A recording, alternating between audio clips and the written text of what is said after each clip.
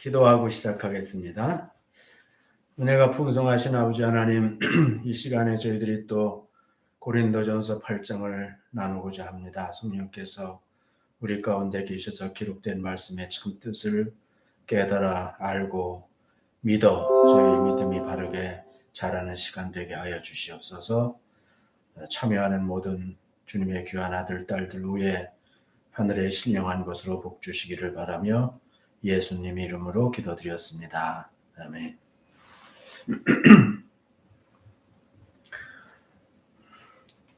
우상 제물에 대해서 오늘 8장이 기록되어 있습니다. 먹는 문제인데 이것이 고린도전서의 10장에도 비슷한 내용이 기록되어 있죠. 10장에도 내가 로마서 14장을 읽어보시라고 그랬는데 고린도전서에는 이제 이 우상과 우상의 제물에 대한 내용이 10장에도 나오고 8장에도 나옵니다. 근데 이제 10장은 조금 다른 게 뭐냐면은 그거는 이제 아마 유대인들을 의식해서 쓴 내용인 것 같아요. 그래서 그 조상 얘기가 나오고 우상 숭배 얘기가 나옵니다. 그렇기 때문에 그리고 이제 거기는 귀신 얘기가 또 나옵니다. 그 제사하는 조상들에게 제사하는 그게 우리나라만 제사가 있었던 게 아니니까 그래서 그 조상에게 제사하는 거에 대해서 이제 언급이 되어 있습니다. 오늘은 이제 다 읽어봐서 아시겠지만 우상 제물에 대한 고린도 교인들이 서로 이제 갈등이 있었어요. 그 우상의 제물을 먹는 문제, 또 먹으면 안 된다는 생각을 가지고 있는 사람들, 이 두 양쪽에 이제 의견이 충돌이 있었죠. 그렇기 때문에 바울 사도에게 아마 이러한 문제에 대한 질문을 해왔던 것 같습니다.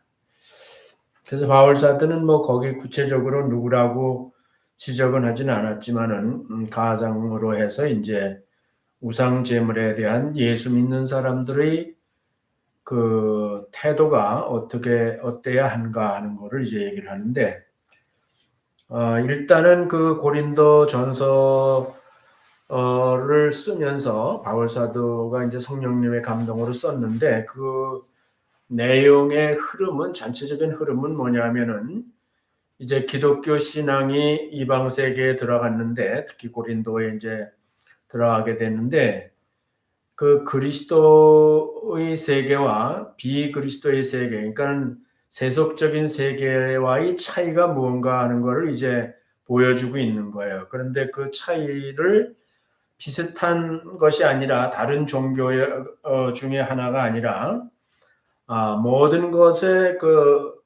초월된 거라는 거죠. 그러니까는 여기 이제 복음은 모든 그 랍비들 선생들보다 더 위에 있다는 것을 얘기했고, 복음은 모든 철학, 그 지식이나 지혜보다 위에 있다는 걸 얘기했고, 복음은 이제 심지어는 결혼보다 더 위에 있다. 해도 좋고 안 해도 좋고, 예수 믿는 사람에게는 그렇게 이제 얘기를 했기 때문에 더 위에 있다는 것이 이제 그 기독교가 모든 것 위에 초월적인 존재라는 것을 이제 각 장마다 얘기를 하고 각 주제마다 얘기를 하고 있는 겁니다.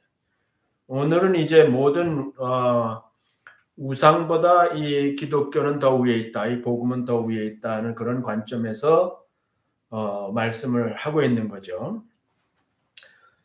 그 1절을 제가 같이 한번 보세요. 우상의 제물에 대하여는 우리가 다 지식이 있는 줄을 아나 지식은 교만하게 하며 사랑은 덕을 세우나니 만일 누구든지 무엇을 아는 줄로 생각하면 아직도 마땅히 알 것을 알지 못하는 것이요 또 누구든지 하나님을 사랑하면 이 사람은 하나님의 아시는 바 되었느니라. 이게 조금 이제 우리 성경이 그 고로 돼 있어서 잘 생각을 하면서 이제 봐야 되는데요. 일단은 어려운 얘기는 아닙니다. 이게 우상이라는 거는 우상이라는 거는 그 한문으로 보면 허수아비 우자에다가 그 모양 상자거든요. 그러니까 이게 허수아비라고 허수아비. 우상은 사실은 바울사도를 통해서 하나님이 말씀하시는 그 세상에 있는 우상이라는 거는 다 허수아비와 같은 거라는 거예요. 아바레스라는 그 헬라어의 뜻도 허상이라고 허상, 비실제적인 것, 거기 내가 비실이라고 써놨는데 비실제적인 거란 말, 실제가 없는 거예요. 그래서 우상에 대한 기독교적 관점에서 우상에 대한 기본적인 그 이해는 우상은 다 허상이라는 거예요. 그건 허상, 없단 말이죠. 그 실제로 실제하는 것이 아니다 이 말이에요. 그거는 이제 모든 우상에 대한 성경의 얘기가 구약에서부터 똑같아요. 그래서 우리 이제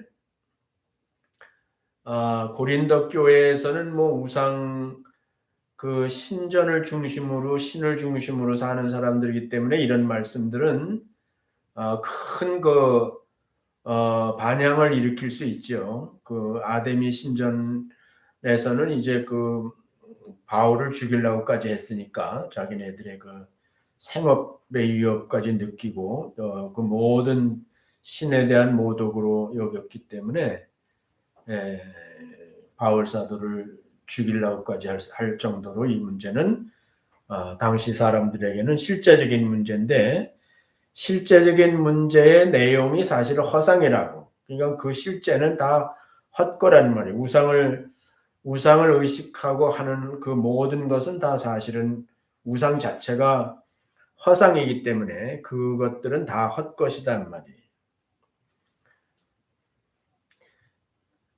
그래서 먼저 그 우상이라는 것은 그런 뜻이라는 걸 알고 그 다음에 이제 그거에 대한 지식이 있는 사람이 있고 이제 없는 사람이 있단 말이에요.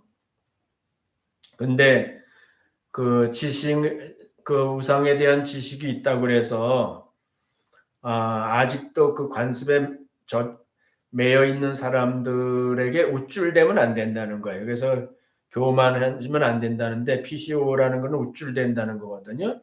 다른 사람 위에 그 우쭐거리는 것을 말하는 건데 이런 우리가 지식을 가지고 있다고 해도 그걸 가지고 우쭐거리면 안 돼. 그걸 아직 그 지식에 이르지 못한 사람들에게 이제 우쭐거리는 것은 이제 옳지 않다는 것을 얘기하고 있는 거예요.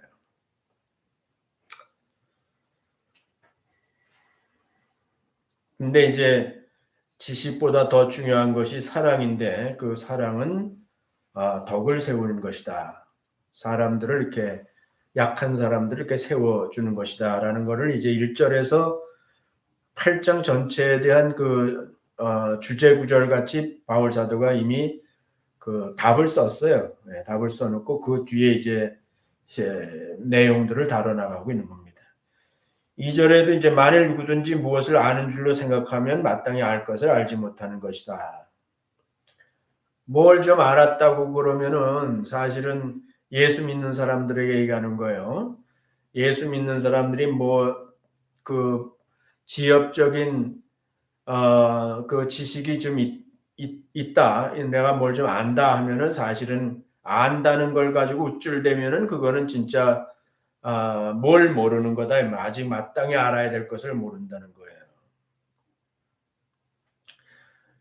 그 우상 제물에 대한 지식은 그 이제 우리가 다 아는 일이다 이렇게 전제를 했으니까 그 다 안다는 거는 우상은 아무것도 아니니까 그 제물 같은 것도 또 구애를 받을 필요가 없다는 거죠. 먹어도 그것이 뭐 문제가 될 수는 되지 않는다는 거죠. 왜냐하면 우상이 없는데 뭐 음식은 음식일 뿐이지 그것이 문제가 될 수 없는 거라는 것을 이제 먼저 얘기를 하는 거예요.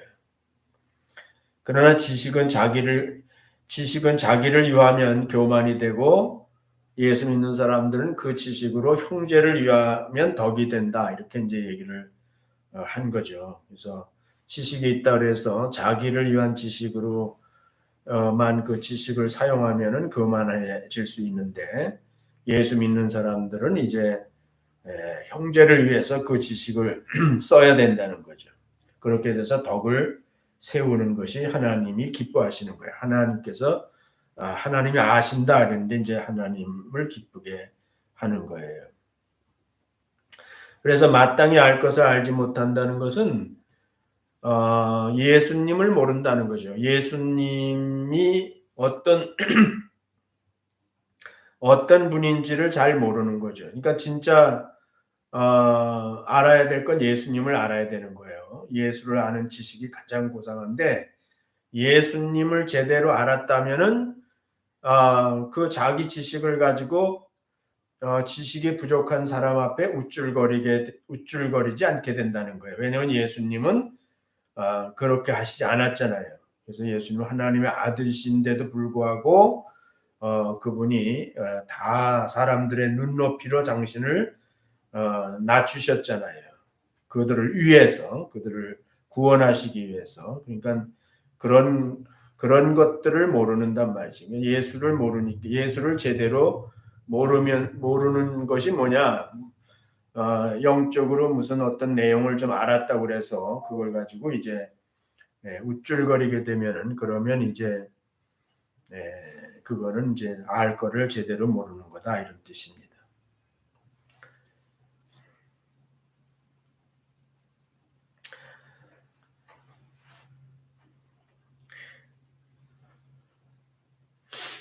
그 지식이라는 거는 뭐 시간이 오늘 많이 갔기 때문에 자세하게 얘기는 못 하는데 지식의 출처가 이제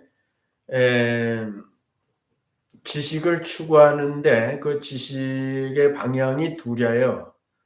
하나는 여기 이제 내가 써놨는데 어떻게라는 질문으로 이제 지식이 시작된다고. 그게 이제 진화죠. 이 세상에 태어나서 이미 존재하는 것을 보면서 이것이 어떻게 존재하게 됐나라는 것에 대한 질문을 가지고 그것을 추구해 나가는 지식이 있다고요. 그게 오늘날 이제 진화론이 그걸 대표한다고 볼 수 있어요. 지금까지 오면서. 그래서 이거는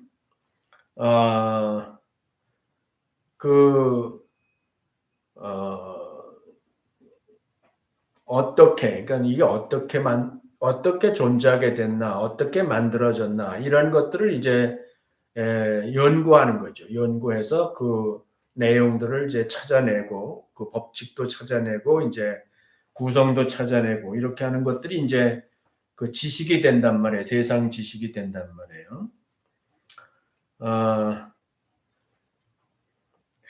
그것이 이제 나중에 철학이 되죠. 철학이 되고, 그 지식이 이제 세상에서는 약육강식이 되는 거예요. 지식, 아는 것이 힘이 된죠. 그러니까는 모르는 사람은 이제 약자가 되고 아는 자는 강자가 되는 거죠. 그래서 세상 지식은 그러니까는 그 밑에서부터 오는 지식이죠. 그러니까 그 보이는 것부터 시작하는 지식이 있고요.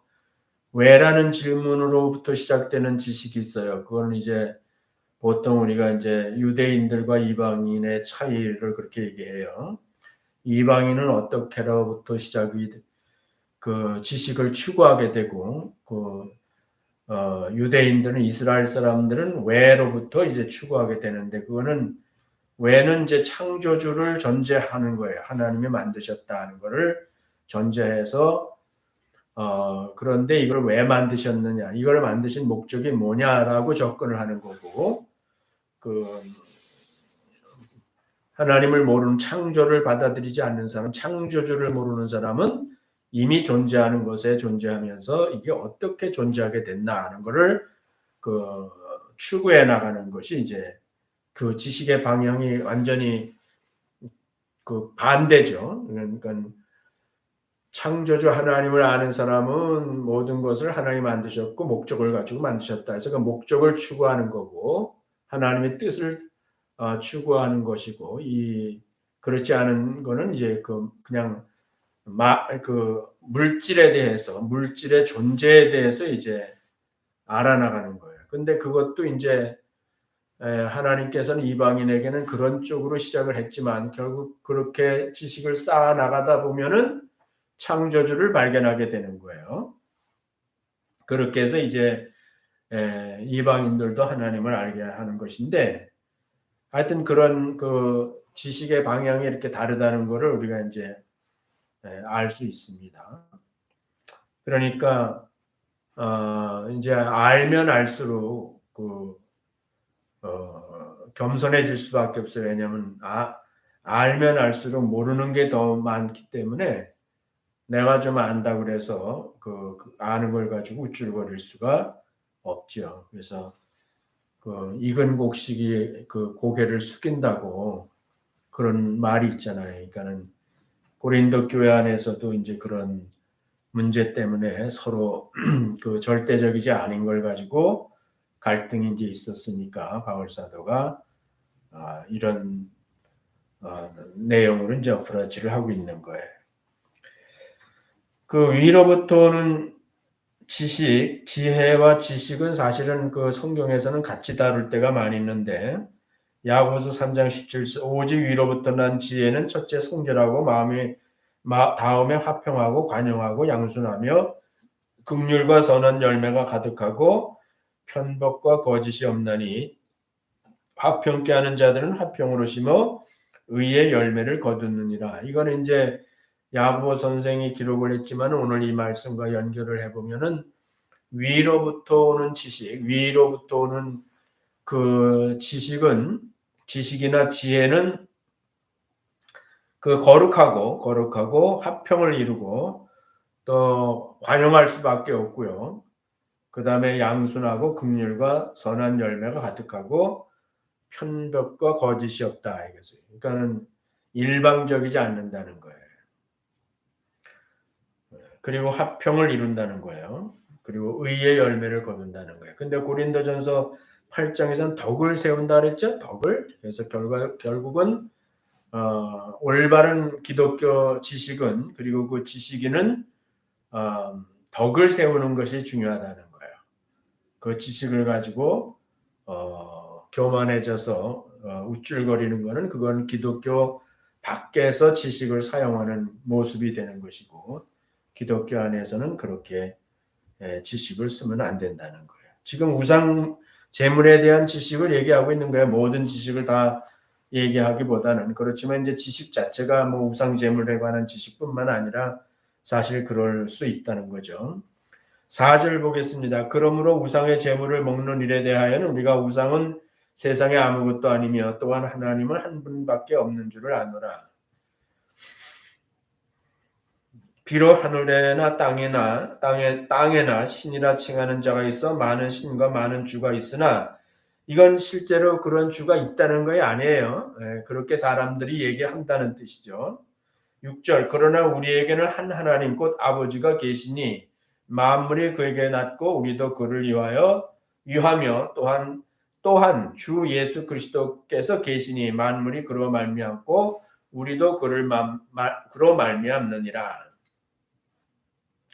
어렵죠, 말이. 근데 뭐 그렇게 어려운 얘기는 아닌데 사실은. 그래서 일단 우상에 대한 지식을 성경은 가르치는 거야. 이미 말했어요. 아무것도 아니라 그랬죠. 영령을 받지도 말고 주지도 영령을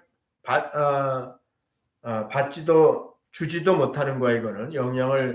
이건 아무것도 아니기 때문에 인간이 그렇게 여기거나 느끼는 것뿐이지 실제로는 아무 영향을 주지도 받지도 못하는 거란 말이에요. 그게 다 인간이 그 헛된 거라고요. 허상이란 말, 허상. 실제가 아닌데 실제같이 하니까 그 실제라가 사실은 헛된 것이 되는 거예요.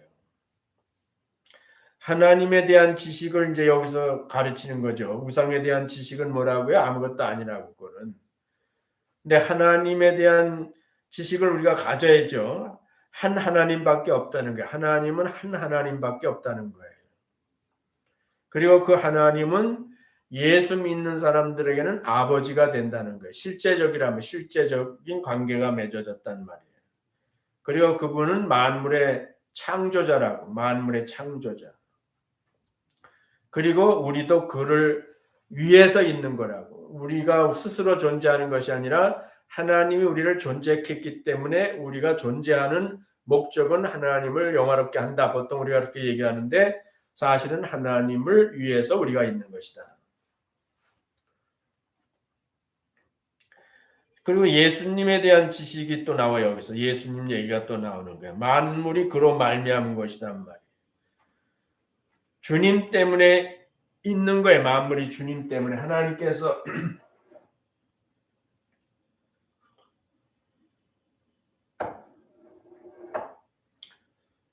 첫사람 아담을 대신하는 하나님께서 아담을 위해서 만물을 만드신 것 같이 그 예수로 말미암아 하나님이 만드신 것이라는 말이에요. 우리도 주님 때문에 있는 것이란 말이에요. 우리도 그래서 만물 안에 우리도 있기 때문에 우리도 주님 때문에 존재하게 됐단 말이에요. 주님이 아니면 우리가 존재하지 못한단 말이에요. 그러니까 첫사람 아담 때문에 나머지 인간들이 다 그로 말미암아 존재하는 거잖아요. 근데 우리는 이제 예수 그리스도 안에 있기 때문에 예수 그리스도로 말미암아 우리도 존재하게 됐단 말이에요. 예수 그리스도가 아니면 우리는 영벌에 들어갈 수밖에 존재할 수가 없는 존재들이죠. 그런데 이제 예수 때문에 우리가 그로 말미암아 우리도 존재하게 된다 이런 뜻입니다. 그러니까 한마디로 말해서 이 우상 얘기를 하면서 지식을 얘기하면서 첫째로 우상은 아무것도 아닌 거예요. 세상의 신은 오직 하나님밖에 없는 거예요. 그리고 예수를 믿은 사람들은 그 하나님이 이제 아버지와 자식과의 관계로 실제적이단 말이에요. 실제 허상이 아니고 실제란 말이죠. 그리고 모든 만물은 그분이 창조하셨는데 예수로 말미암아 창조하셨단 말이에요. 그렇기 때문에 우리도 그 예수로 말미암아 존재하게 됐단 말이에요. 그러니까 우리가 다 알고 보면 하나님 안에 있단 말이죠. 하나님에 의해서 있는 거다 이 말이죠. 우상이라는 것은 사람이 만드는 거예요. 우상은 사람이 만드는 거라고. 지가 고안을 하고 지가 생각을 해서 그 우상을 만들어낸단 말이에요. 기독교는 하나님이 사람을 만드시는 거예요. 거꾸로예요. 다시 잘 들어보세요. 우상이라는 것은 사람이 만들어서 세워놓는 거라고. 기독교는 뭐라고요? 하나님이 사람을 만드신 거라고. 그러니까 이게 정도가 비슷한 게 아니죠. 이건 완전히 반대죠. 반대. 우상 숭배라는 것은 인간이 헛된 것인데 그 헛된 것을 인간이 신을 만들어내는 거예요. 신을 만들 수 없죠. 그건 말이 안 되는 거죠. 그런데 인간이 신을 만드는 것이 뭐라고요? 그것이 우상이라고. 우상. 근데 기독교는 하나님이 사람을 만드신 거죠. 그게 맞죠. 네. 그러니까 그 우상 숭배라는 것이 얼마나 헛된 것이고 어리석은 것이라는 걸 우리가 이해할 필요가 있다는 거죠.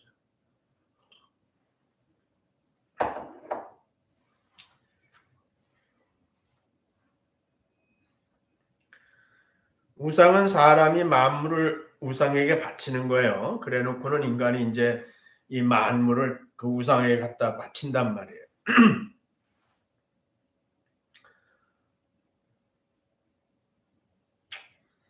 기독교는 하나님이 만물을 사람에게 주시는 거예요. 다시 정리할게요. 우상은 인간이 만들고 만물을 인간이 사실 지 것도 아니지만 만물을 갖다 그 우상에게 바치는 거예요. 기독교는 뭐라고요? 하나님이 인간을 만드시고 하나님이 만물을 인간에게 주신 거예요. 이렇게. 그러니까 이거는 완전히 반대예요. 지금. 그래서 우상과 우상 숭배라는 거는 적당한 게 아니고요. 그건 완전히 하나님과 거꾸로예요. 반대에 있는 거예요. 그러니까 사탄의 작품이에요. 이거는.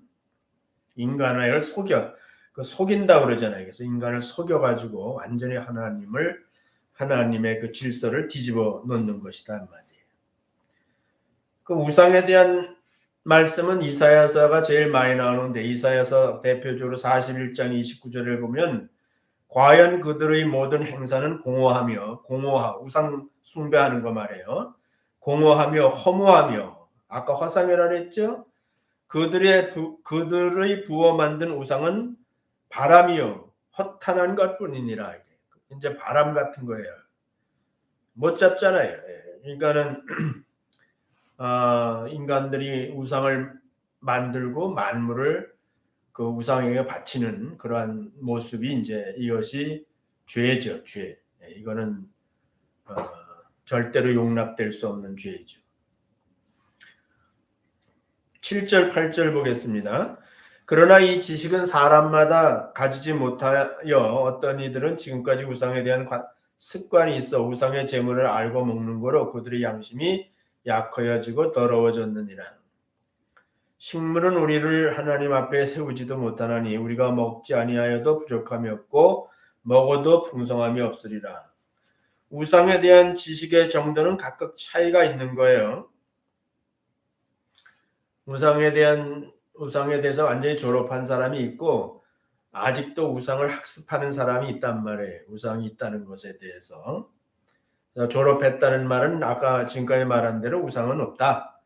다 그 모든 것들은 헛것이다 이거예요. 그것에 대해서 이제 완전히 자유함이 있는 것을 말하는 것이고 어떤 사람은 아직 거기에 도달하지 못해서 우상이 실제한다고 생각하고 계속해서 이제 학습 과정에 있는 사람이 있는데 이건 누굴 말하냐면 예수 믿은 사람, 예수 믿은 고린도 교회에 있는 예수 믿었다는 사람들 가운데 그런 차이가 있다는 것을 인정해야 된다, 알아야 된다는 거예요.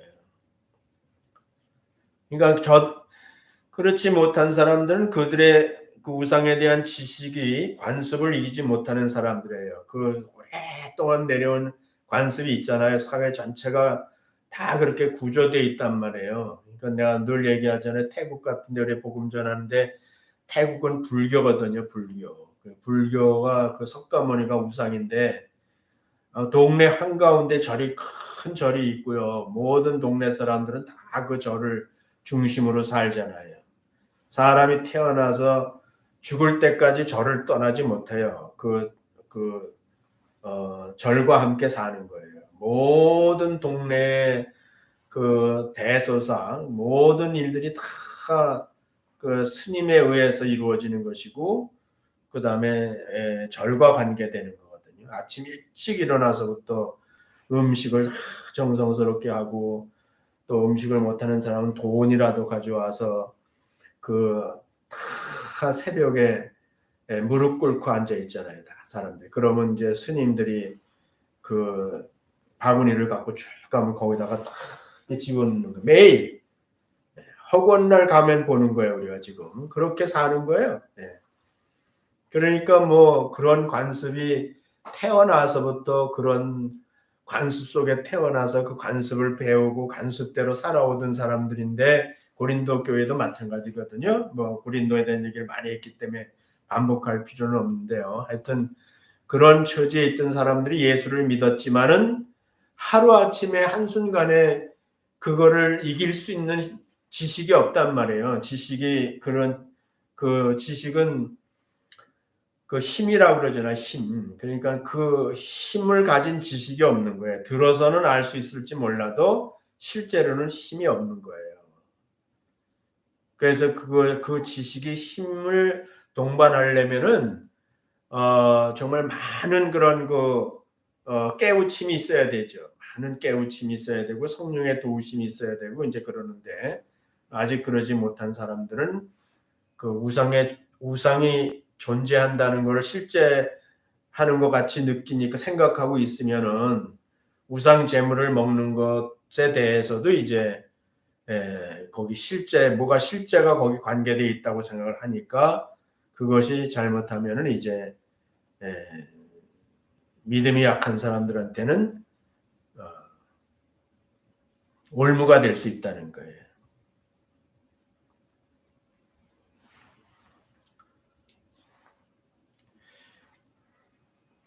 그러나 신앙의 양심이 정죄하고 먹을 때마다 더러워진다. 그러니까는 믿음이 그 지식이 올바르지 못하고 그 지식이 믿음이라는 것이 동반되지 않으면은 그러면서 이제 지식이 있는 사람이 그 우상의 제물을 먹으니까 자기도 먹긴 먹으면서 따라서 먹긴 먹는데 자기는 아직 거기에 자유함이 없는 거예요. 그래서 거기 정죄감이 있는 거예요. 우상의 제물을 먹었다는 것은 마치 우상에 참여했다, 하나님께 배반되는 일을 했다, 이런 그 죄 의식이 들어오기 때문에 마음이 더러워진다는 거예요. 죄 의식이 있다는 거예요.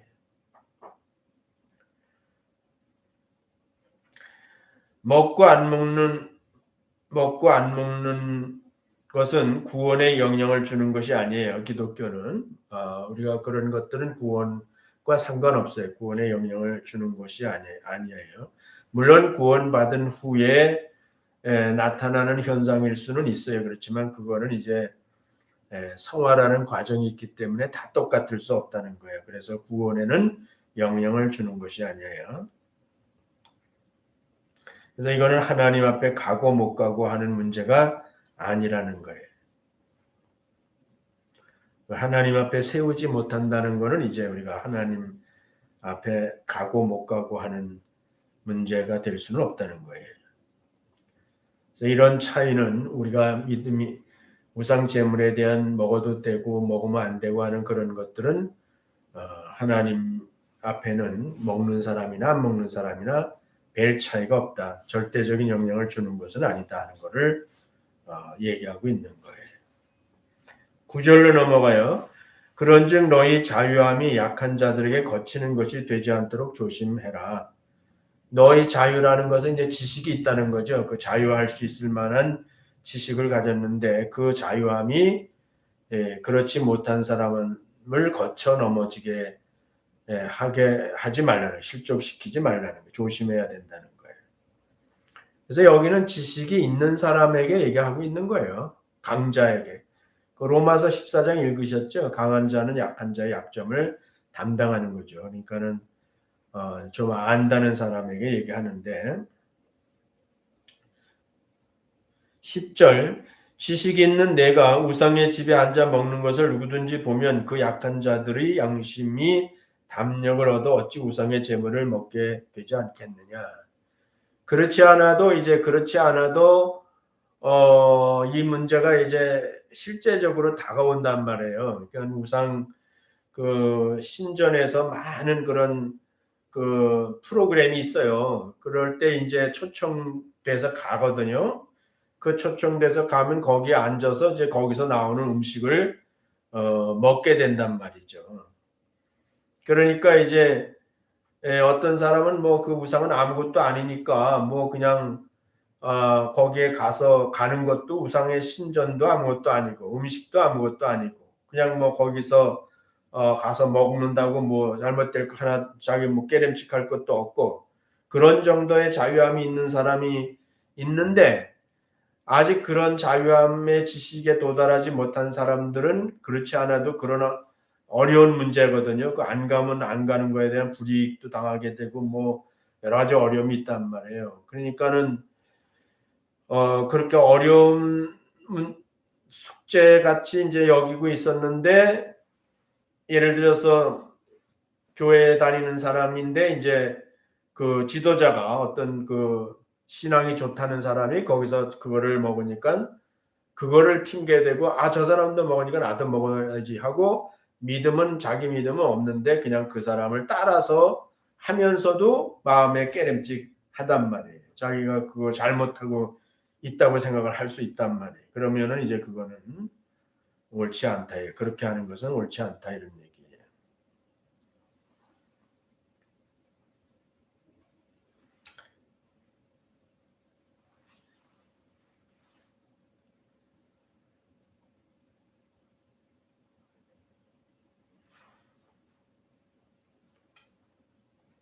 그래서 로마서 아까 읽은 말씀 14장 23절에 보면 의심하고 먹는 자는 정죄되었나니 이는 믿음으로 조차하지 아니한 연고라. 믿음으로 조차하지 아니한 모든 것이 죄니라. 그래서 자기 믿음이 따라가지 못하는데 다른 사람을 핑계해서 그 사람이 먹으니까 나도 먹는다 하고 이제 그렇게 자기 믿음 아닌 상태에서 먹는 것은 이제 그 죄가 될 수 있다. 죄 의식을 가질 수 있다는 얘기. 싹하고 더러운 지식자가 되지 말고 선하고 아름다운 지식자가 되라. 뭐 직설적으로 얘기하면 그런 얘기죠. 예수 그리스도를 아는 지식은 십자가를 아는 지식이란 말이에요. 그러니까 예수님은 이 땅에 와서 인간의 약함을 위해서 십자가까지 지셨는데 그 먹는 문제 가지고 그 절제를 못하고 자기 그렇게 하면 안 된다는 거죠. 그래서 자기 지식으로 그리스도 앞에 죄인이 되지 말라. 이게 무슨 얘기냐면은 그래서 형제를 실족시키면은 그리스도께서 그를 위해서 십자가에서 피 흘려 죽으시고 산 형제인데 그를 실족시키는 것은 바로 그것은 예수님의 죄를 짓는 거나 똑같은 것이다. 이렇게 이제 바울 사도가 논리를 전개하고 있는 거예요. 복음은 형제의 믿음을 위하여 영원히 절제할 수 있는 가치와 능력이 있단 말이에요. 복음은 모든 것에 우선하는 거기 때문에 이 복음을 아는 사람들은 복음을 제대로 깨달았거나 그 복음의 내용을 아는 사람들은 절제할 수 있다는 거예요. 자기가 다른 형제 자매들이 실족되지 않도록 행동 거지를 자기가 조심해서 할 수 있다는 거예요.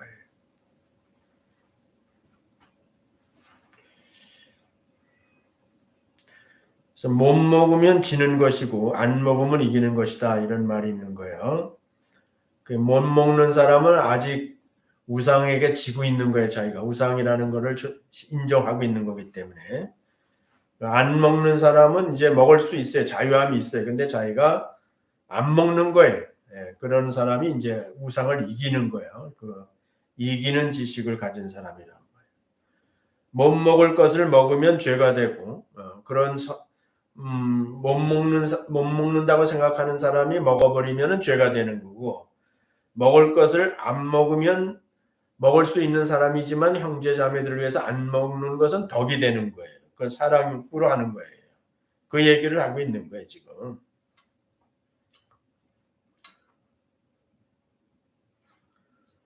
이건 뭐 여자들이 경험하는 거지만 먹는 문제니까 이게 그 임신을 하게 되면 먹는 게 계속 땡기잖아요. 그렇죠? 그렇다고 아무거나 안 먹죠. 자기가 먹고 싶은 것이 있어도 어떤 거는 아주 꾹꾹 참고 안 먹잖아요. 못 먹는 게 아니잖아요. 안 먹는 거죠. 왜 안 먹어요? 내 태중에 있는 아기를 사랑하니까. 그 아이를 사랑하니까 내가 아무리 먹고 싶어도 그것이 태아에게 해를 끼치거나 태아에게 어려움이 되는 음식은 안 먹잖아요. 술도 안 먹고 담배도 안 피고 뭐 그러잖아요. 여기 위에서 안 믿는 사람들도 보면은 그게 그 절제란 말이에요. 절제. 그 절제를 하는데 그것은 사랑하기 때문에 그 생명을 내가 사랑하기 때문에 내가 그것을 절제를 한단 말이에요. 못 먹는 것이 아니라. 물론 입덧을 해서 못 먹는 것도 있죠. 그렇지만 지금 그 얘기하는 건 아니고 태중의 아이를 위해서는 내가 해가 되는 음식은 그 아이한테 해가 된다고 생각하면은 안 먹는 그 결단이 그 좋은 임산부에게는 아기를 사랑하는 그 엄마에게는 그걸 할 수 있잖아요. 보면은 세상에서도. 그러니까 지금 우리가 사랑하는 형제 자매들 예수님이 십자가에서 죽기까지 그를 사랑하셔서 구원한 형제 자매들인데 그 뭐 먹는 걸 가지고 형제 자매들을 실족시키면 되겠느냐는 거예요. 그러니까는 임신한 엄마가 아기를 위해서 얼마든지 자기가 먹고 싶어도 안 먹을 수 있는 절제할 수 있는 것 같이 우리도 그보다 더 정말 귀한 그 형제 자매들을 위해서 얼마든지 절제할 수 있다. 절제하라 그런 뜻이에요. 네.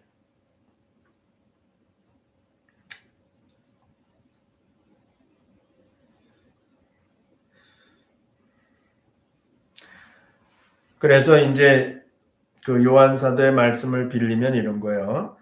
요한일서 4장 20절에 보면은 누군지 하나님을 사랑하노라 하고 그 형제를 미워하면 이는 거짓말하는 자니 보는 바 형제를 사랑치 아니하는 자가 보지 못하는 바 하나님을 사랑할 수 없느니라.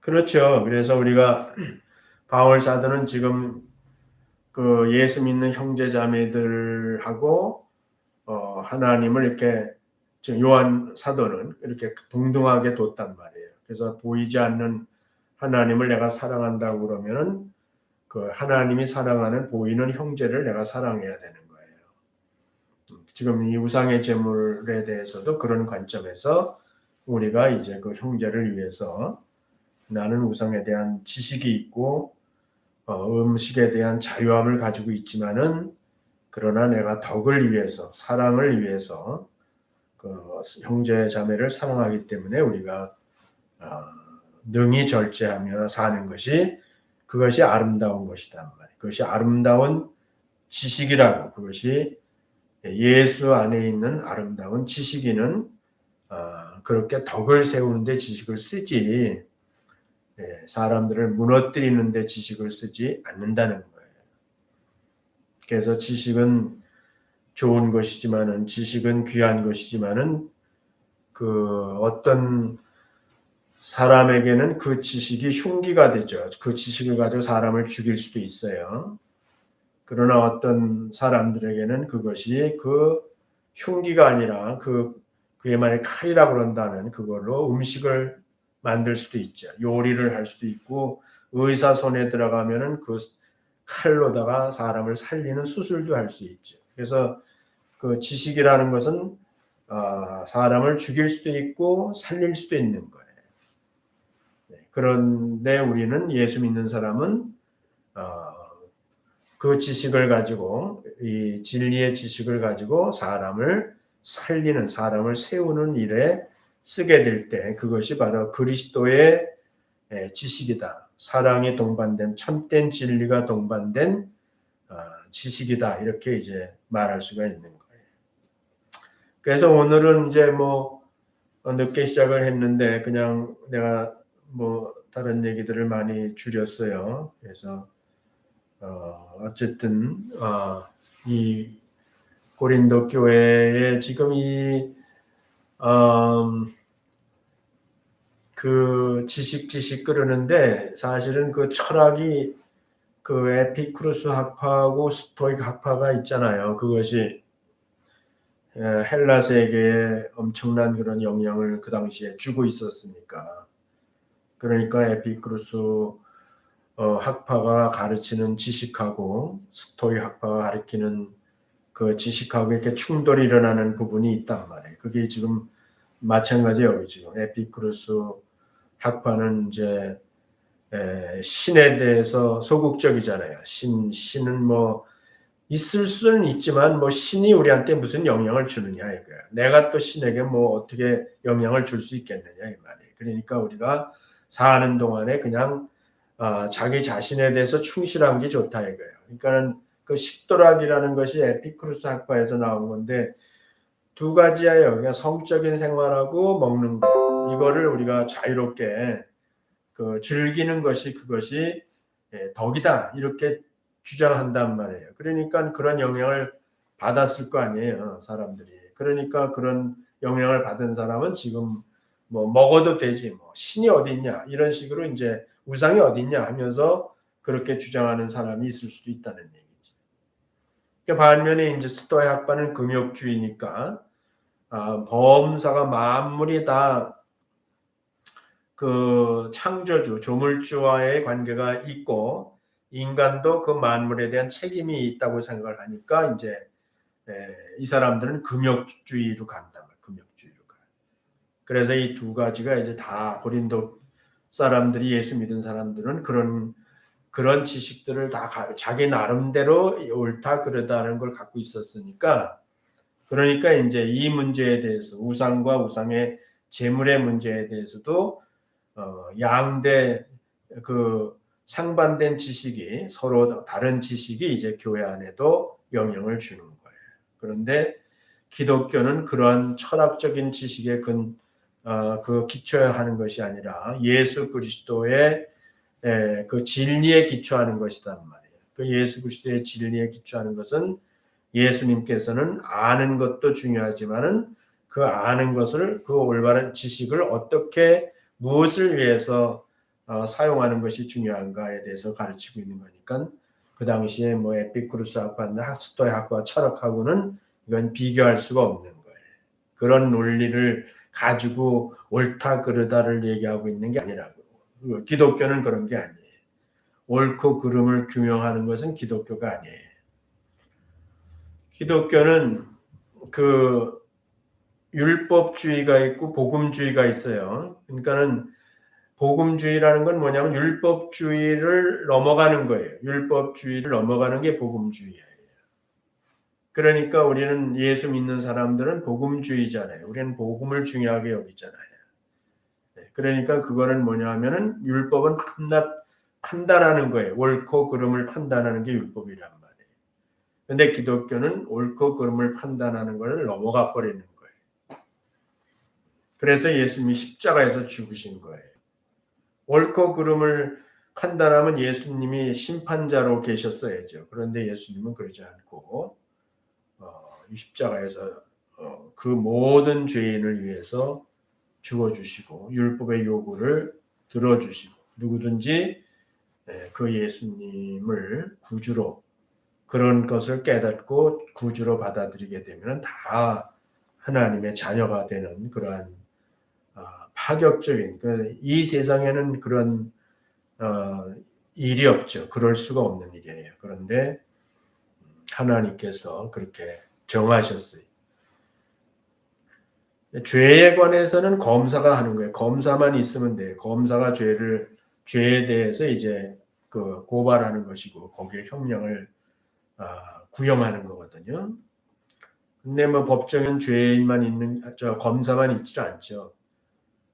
변호사도 있죠. 그 변호사가 이제 열심히 변호를 하고 판단은 누가 하냐면은 이제 재판관이 하는 거예요.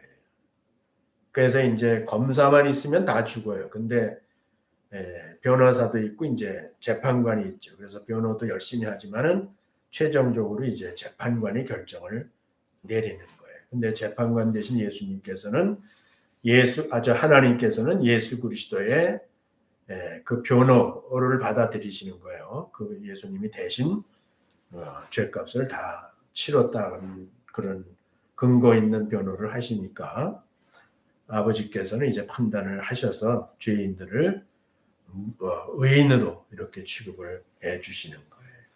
우리가 그런 은혜를 받은 사람들이잖아요. 그런데 그만 못한 차원에 있는 것을 가지고 우리가 그 귀한 형제 자매들을 실족시키면 되겠느냐는 거예요. 더군다나 먹는 문제를 가지고. 그래서 관습과 그 세속적인 지식, 그 철학이나 이런 것에 놀아나지 말고 이제 열심히 뭘 안다는 게 모른다 그랬는데 그 그리스도를 열심히 알면은 그리스도를 알게 되면은 이제 우리는 그런 차원에서 행동하지 않는다는 거예요.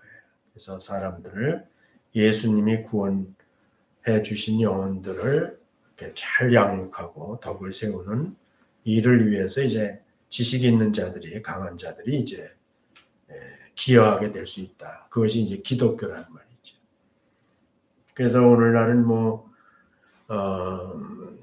고린도 시대하고는 경우가 다를 수 있지만 이 내용은 사실 비슷해요. 지금도 우상 제물은 아니지만 이제 십장에 가면은 귀신한테 제사는 얘기도 나오지만은 지금도 기독교인들 사이에 그런 일들이 있지 않아요? 한국 같으면 담배 피는 문제든지 술 먹는 문제든지 이런 거는 이제 예수 믿는 사람들끼리 서로 일종의 그 약속 같은 거잖아요. 예수 믿었으면 그런 술, 담배 안 먹고 그런 거다 하는데 그래서 이제 그런 것들을 하는 사람과 안 하는 사람 사이에 이제 여러 가지 갈등이 있을 수 있는 거죠. 근데 이제 어쨌든 간에 우리가 특히 이제 지식이 있는 사람, 믿음이 동반된 지식이 있는 사람들이 그걸 가지고 교회에서 계속 만약에 그 사람들을 정죄하거나 이렇게 되면 이제 그러면 교회가 무너지는 거고 우리가 영혼들을 사랑해서 우리가 절제하고 조심하면은 그 영혼들이 이제 나중에 자꾸 배워서 성숙해지면은 이제 성숙해지는 것만큼 함께 자유함을 누릴 수 있는 것이 되는 거죠. 그래서 그런 방향으로 우리가 신앙생활을 하는 것이 옳지요. 오늘 여기까지만 하고 기도하겠습니다. 하나님 아버지, 오늘 우상과 우상 제물에 대하여 고린도 교회가 서로 갈등이 있었지만은 바울 사도는 예수 그리스도를 아는 지식에 자라가면은 그러한 모든 것들을 그런 차원에서 교회가 형제자매들이 갈등할 일이 아니라 오히려 덕을 세우고 형제를 사랑해서 우리가 지식이 함께 자라서 자라는 것만큼 자유함을 누릴 수 있는 신앙생활을 해야 된다는 것을 가르쳤습니다. 저희들도 경우는 다를 수 있지만 그 원리는 똑같은 것이니까 우리도 올바른 성경의 진리의 지식을 가질 뿐만 아니라 우리가 그 진리의 지식을 통해서 사람들에게 덕을 세우는 그런 참 그리스도 안에서 아름다운 지식자들이 다 되게 하여 주시기를 바라고 예수님 이름으로 기도드렸습니다. 아멘.